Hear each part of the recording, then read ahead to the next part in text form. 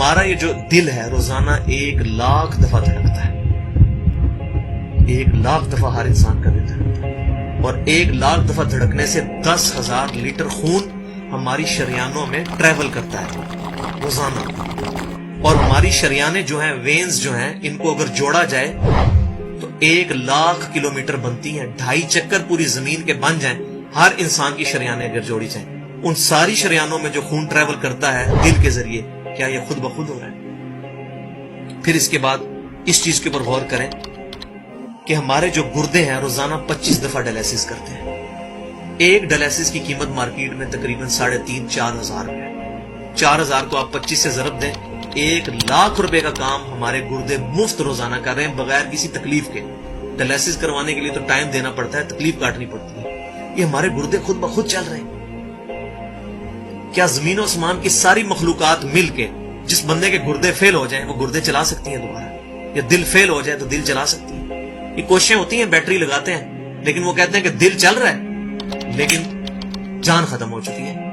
اس طرح دل چلنے سے جان نہیں آ سکتی بیچ میں. پھر ہمارے پھیپڑے روزانہ 23,000 دفعہ سانس اندر کھینچتے ہیں، 23,000 دفعہ سانس باہر نکالتے ہیں.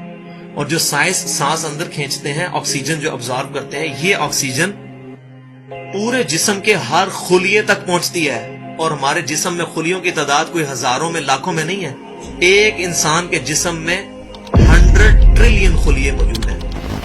100 ٹریلین، اور 1 trillion is equal to 1000 billion, 1000 ارب کے برابر. اس کو سمجھانے کے لیے سائنٹسٹ نے یہ ایگزامپل دی ہے کہ اگر انگلینڈ جیسے 30 ملک ہوں اور وہ 30 کے 30 ملک درختوں سے پر ہوں، ہر درخت کے 10,000 پتے ہوں، تو جتنے پتوں کی تعداد بنتی ہے نا، 30 انگلینڈ جیسے ملک مکمل درختوں سے بھرے ہوئے، وہ سارے پتے گنے جائیں، ہر درخت کے 10,000 پتے ہوں، تو یہ 100 ٹریلین فگر بنتا ہے. اتنے خلیوں تک آکسیجن روزانہ پہنچتی ہے، جسم کے اندر خلیے موجود ہیں.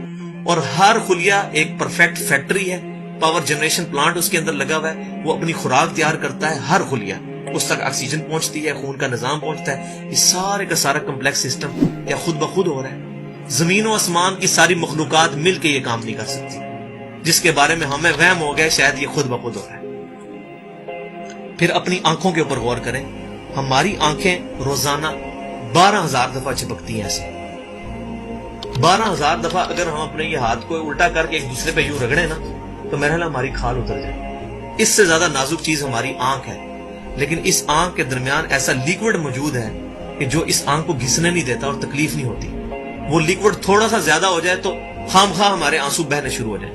جیسے ہمارے گلے میں بھی تھوک موجود ہے، یہ تھوڑا سا زیادہ ہو جائے تو رال ٹپکنی شروع ہو جاتی ہے. کئی لوگوں کو آپ دیکھتے ہیں بیماری ہوتی ہے، ایک زیادہ مقدار میں ہو جائے تو رال ٹپک جائے، کم ہو جائے تو ہم بول نہ سکیں، ہمارا گلا خشک ہو جائے. یہ اتنا کمپلیکس نظام خود بخود ہو رہا ہے.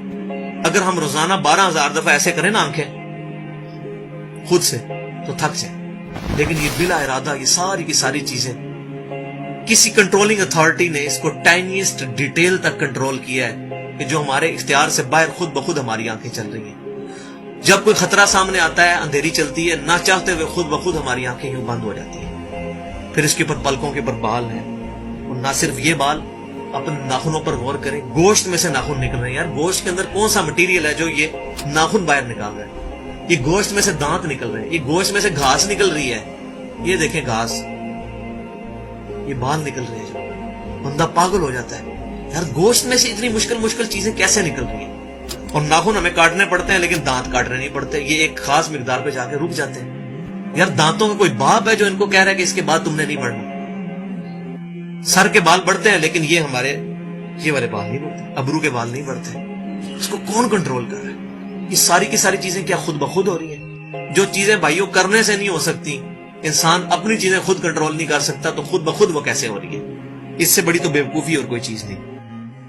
پھر سب سے مشکل جو انسٹرومنٹ ہمارے دماغ جو ہے، ہمارے دماغ کے اندر 10 ارب خلیے ہیں، اور جو دماغ کے اندر جو ہمارے کنیکشنز ہیں وہ 100 ٹریلین ہیں، equivalent to the quantity of cells in human body. جو میں نے بتایا تھا انگلینڈ جیسے 30 ملک ہوں، وہ والی ایگزامپل دی، وہ سیم اتنے کنیکشنز دماغ کے اندر ہیں.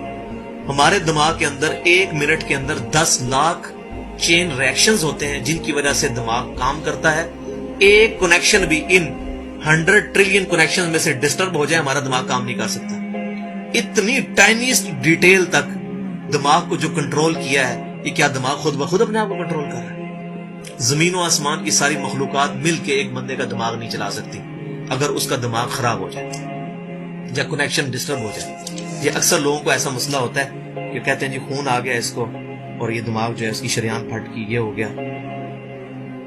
तो ये जो 10 लाख पर मिनट रिएक्शंस हो रहे हैं, इनकी वजह से हमारे पूरे जिस्म का जो निजाम चल रहा है, हमारे सूंघने की हिस्स, हमारे चखने की हिस्स, हमारी देखने की हिस्स, बाकी सारे नर्व्स का सिस्टम जो है ये दिमाग कंट्रोल करता है इन्हीं रिएक्शंस के थ्रू। फिर इंसान अपनी रिप्रोडक्शन पर गौर करे कि इंसान पैदा किससे हुआ है? मनी के एक कतरे से।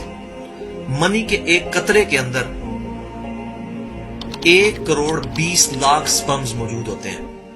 हर मनी के कतरे में इतनी ताकत मौजूद है कि 1 करोड़ 20 लाख इंसान उसमें से पैदा हो सकते हैं एक कतरे में से। और उन 1 करोड़ 20 लाख स्पर्म में से सिर्फ एक स्पर्म जो है वो गाइड होता है। वो एक पूरी स्टोरी है, अगर मैं सुनाऊं उसके लिए घंटों चाहिए। और वो जाके जो मदर की ओवरी जो है उसको जाके फर्टाइल करता है और वहां प्रेगनेंसी ठहरती है और बच्चा बनना शुरू हो जाता है। उस एक स्पर्म को कौन रास्ता दिखाता है और वो किस मुश्किल रास्तों से गुजर के वहां तक पहुंचता है, इंसान पागल हो जाता है। अब नेशनल ज्योग्राफिक पे ये वीडियो चलाई थी, उन्होंने सारी चीजें दिखाई थी, तो इंसान पागल हो जाता है उस चीज को देख। तो ये जमीन और आसमान की सारी मखलूकात मिलके क्या एक बच्चा बना सकती है? पागल है सब के सब लोग, परेशान हो जाते हैं कि मनी के एक कतरे से इतना बड़ा इंसान कैसे बन जाता है।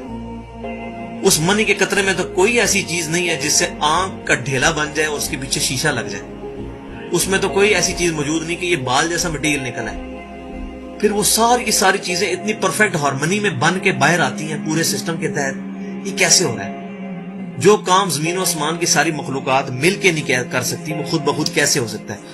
तो अब तक जितनी मैंने डिस्कशन की, ये वो तमाम डिस्कशंस हैं जो आम इंसान, इसमें से मेजॉरिटी चीजें ऐसी हैं कि जो आम इंसान, चाहे आज का इंसान है चाहे 1000 साल पहले का इंसान है, वो इन सारी चीजों को ऑब्जर्व करके एक सुपर कंट्रोलिंग अथॉरिटी तक पहुंच सकता है, और वो अथॉरिटी है अल्लाह।